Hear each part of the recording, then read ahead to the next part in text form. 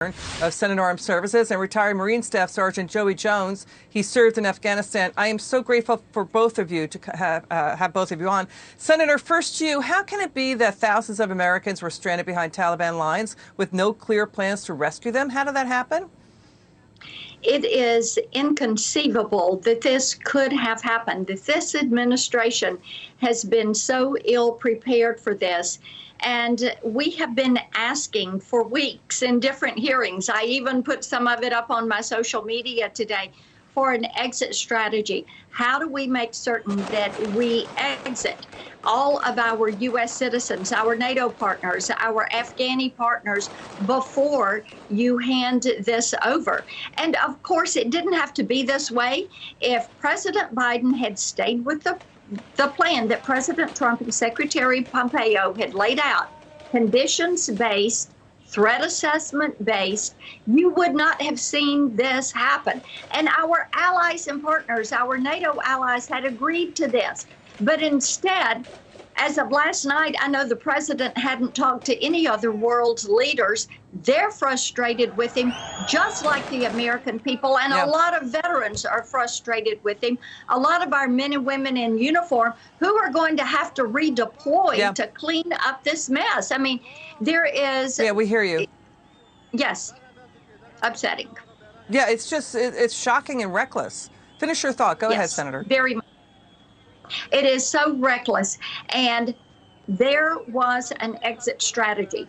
But to turn this over to the Taliban, to let them take control of the embassy, to not give warning to all of these NGO employees, people that have served our U.S. embassy, have worked alongside our troops. And we have been working tirelessly to get people out. And then we hear today that the liaison office for the House and the Senate, the Department of State liaison office, is closed. And we're trying to help people find a way to get to the airport and get out. Yeah, it's Congress stepping in, Sergeant Joey Jones, right? I mean, what is your reaction when you see what's going on? How can it be that we're stranding thousands of Americans behind Taliban lines? The president is saying troops will stay.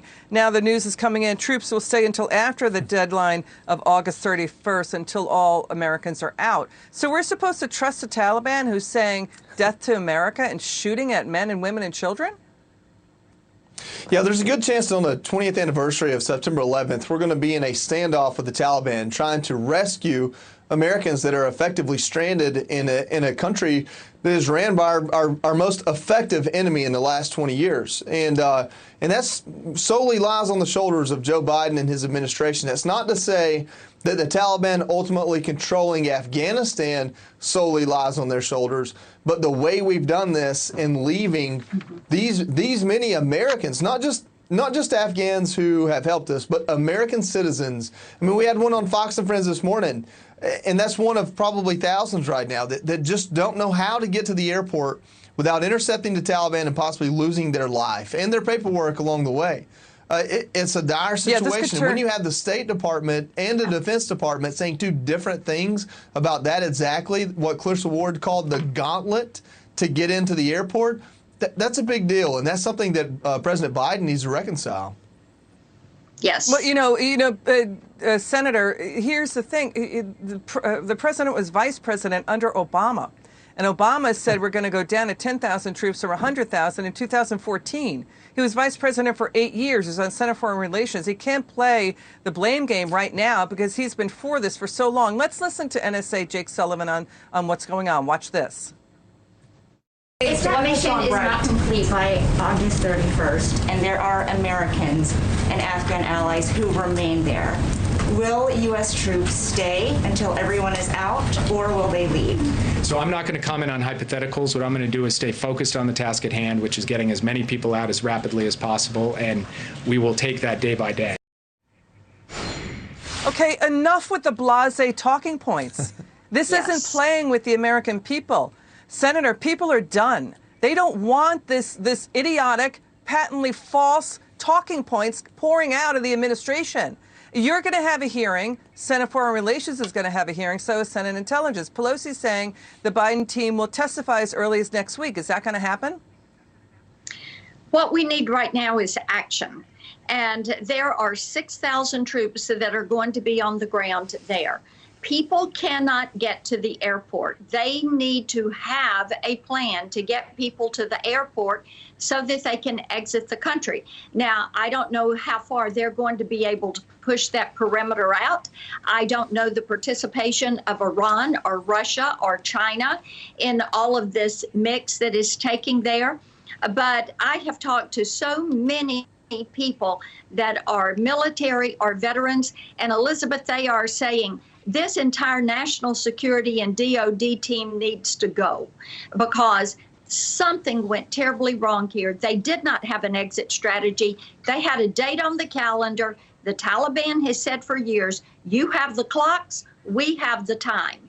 And they had an exit strategy planned for us and getting us out of there, but we didn't have a plan for how we were going to get our people, our citizens, our partners, our equipment out of the country. This is truly a disgrace. And President Biden needs to own this. Instead, he's out here doing a COVID workshop today when we have Americans who may be losing their lives at the hands of the Taliban, and there is no acceptance of responsibility, and people are done, so done with these talking points coming from Jake Sullivan and Jen Psaki. Yeah. And Jake Sullivan is the guy who was pushing Trump-Russia collusion. Reports, Sergeant Joey Jones, that the Biden team ignored CIA and intelligence warnings that basically Afghanistan was collapsing into a terror stronghold. You're going to see an ABC interview with President Biden saying, I didn't make mistakes, I didn't see the chaos coming, when he has been in the government since the Nixon administration. I want your thoughts on this. Senator Biden now, his old comments are coming out to haunt him. Mid-70s, he said, I'm getting sick of hearing about our moral obligation in Vietnam. He also, Atlantic Magazine is reporting that, he was asked about the brutalization of girls in Afghanistan. He said, we don't have to worry about that. Nixon and Kissinger got away with that. So there's a mindset at play here that people may not understand or have known about with President Biden. What do you think? I think when someone tells you who they are, believe them. President Biden's been consistent for about 11 years now on his position in Afghanistan. So I'm not surprised that he wants to pull out at all costs. And there's probably a political decision here that says if I'm going to lose this war, let's do it before the midterms so I can run for re-election. I'm sure that's played into this. And the optics. We learned today that the optics of keeping Kabul and letting go of Bagram played into that and getting more troops home earlier to somehow fulfill a campaign promise, I guess. But just understand where we are right now today. There were 3 press conferences, the State Department, the top of the DOD, and the president himself.